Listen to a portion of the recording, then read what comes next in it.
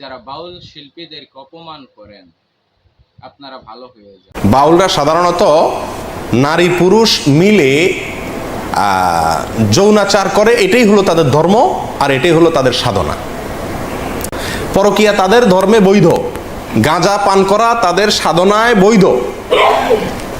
তো এই বাউলরা তাদের সাধনার পদ্ধতি হলো, একজন ব্যক্তি পুরুষের সাধনা করে তার জন্য একটা মহিলা লাগে, এবং তারা মনে করে এই সাধনাটা কখন হয়, যখন এই পুরুষ এবং মহিলা ব্যভিচারে লিপ্ত হয় এবং তাদের অর্গাজম হয়, ঠিক ওই সময় নাকি সৃষ্টিকর্তা হাজির হয়ে যায়। বুঝে আসছে কথা? বাস, যত বেশি এটা করতে পারবে তত বেশি সে কি পারবে, সে সাধনা করতে করতে একেবারে সফল হয়ে যাবে। সিদ্ধ পুরুষ বলে তারা, সফল পুরুষ হয়ে যেতে পারবে যত বেশি সে এই যৌনাচার করতে পারবে এবং দেহ নিয়ে তথাকথিত সাধনা করতে পারবে। আউযু বিল্লাহি মিনাশ শাইতানির রাজিম। বিসমিল্লাহির রহমানির রহিম।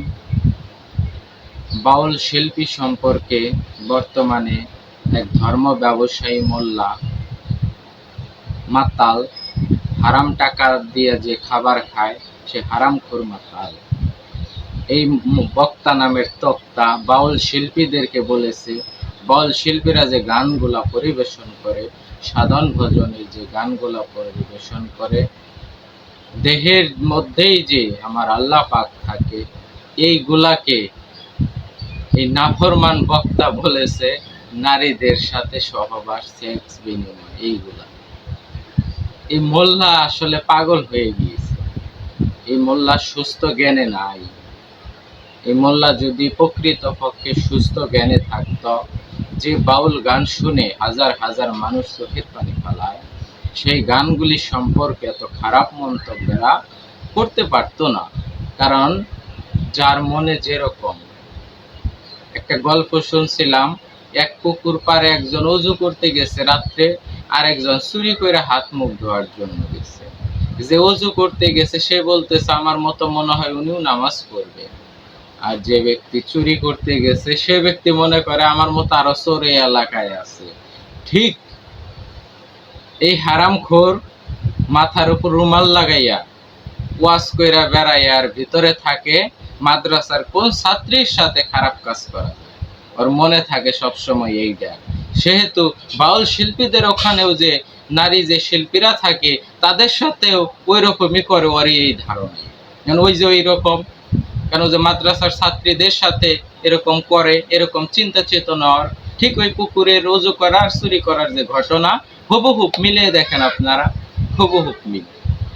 তাই যারা বাউল শিল্পীদেরকে অপমান করেন আপনারা ভালো হয়ে যান, কারণ আপনাদের মন্তব্যে আরো বাউল শিল্পীরা বাংলাদেশে খ্যাতি বা প্রভাব বিস্তার করতেছে।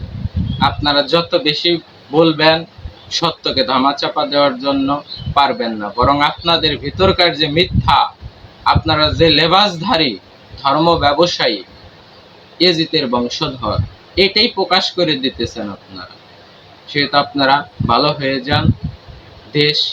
দেশের মানুষ যেন দিনের পথে, প্রকৃত কোরআনের পথে থেকে মৃত্যুবরণ করতে পারে, এই তৌফিক যেন সবার কাছে যেন আল্লাহর কাছে কামনা করে থাকি।